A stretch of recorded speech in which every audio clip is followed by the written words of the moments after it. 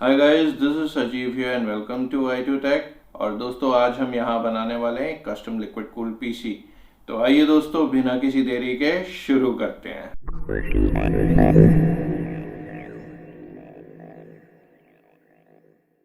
So guys, before we start building the system, I think you should all know कि हम इस system के अंदर क्या हार्डवेयर यूज कर रहे हैं। तो दोस्तों, हम इस सिस्टम में जो हार्डवेयर यूज कर रहे हैं वो है सीपीयू के लिए वी आर यूजिंग i9-9960X, जो 16 कोर 32 थ्रेड प्रोसेसर है, जिसकी बेस स्पीड 3.1 गीगाहर्ट्ज है और टर्बो बूस्ट क्लॉक जो है वो 4.5 गीगाहर्ट्ज है। हाउएवर, क्योंकि एक हाई एंड बिल्ड है, हम कोशिश करेंगे कि उसको ओवरक्लॉक करके 4.8 4.9 तक लेके आए और maybe just maybe हम उसको 5 गीगाहर्ट्ज भी करें। But I am not sure, maybe 5 gigahertz ये कुछ कोर्स पे चला जाएगा, not all cores, but we will C.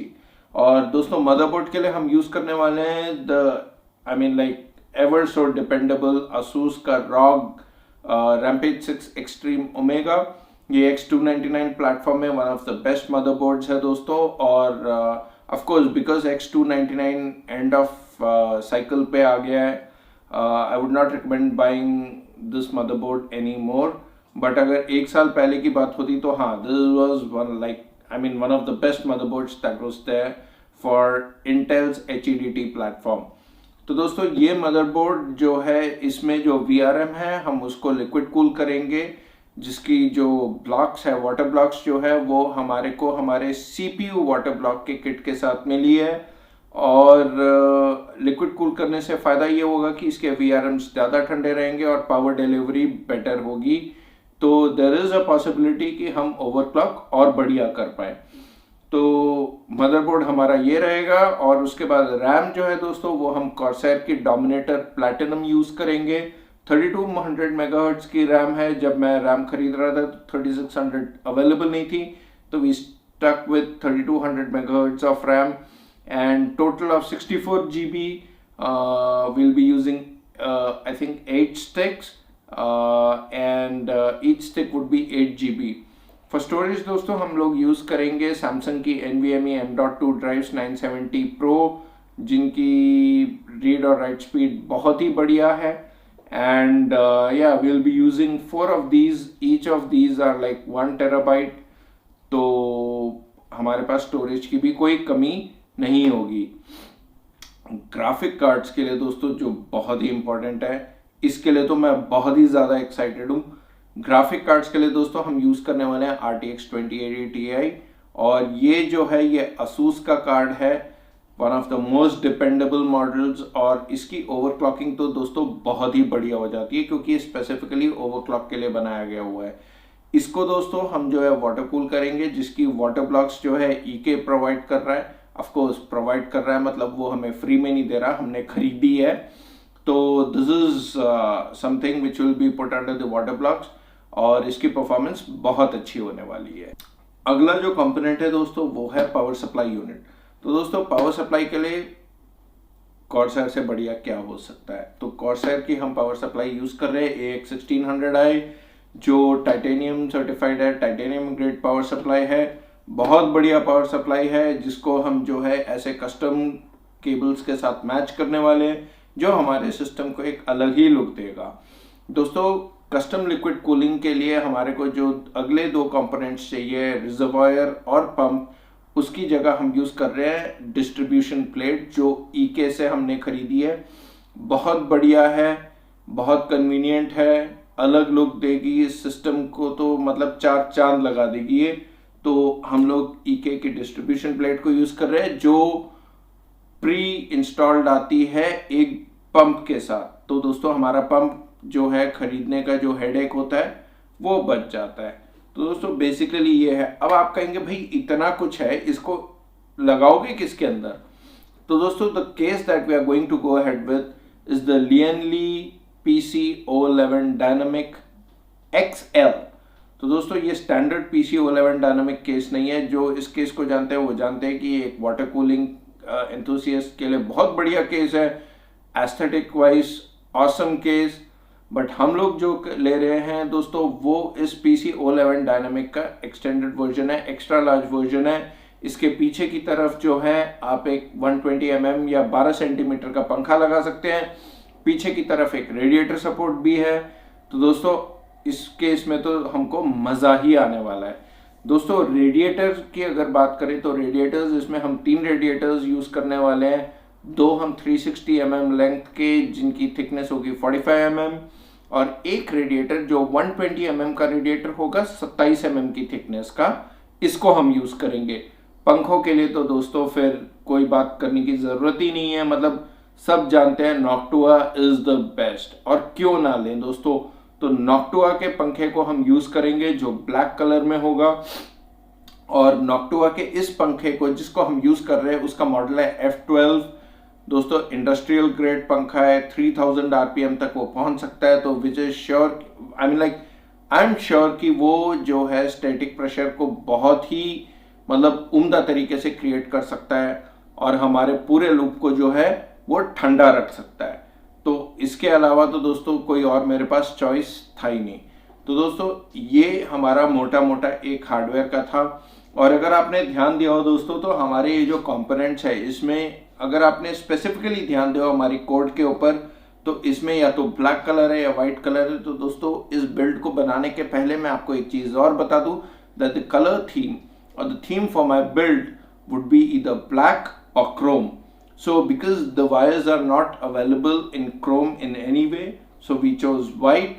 So basically the build would be built around black and white theme, or black or chrome theme. So yeah, I'm really excited about this.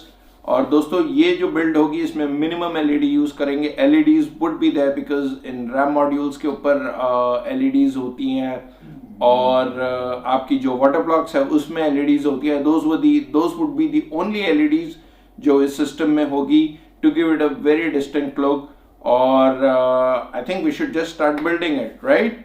तो आइए दोस्तों हम इस build को बनाना शुरू करते हैं।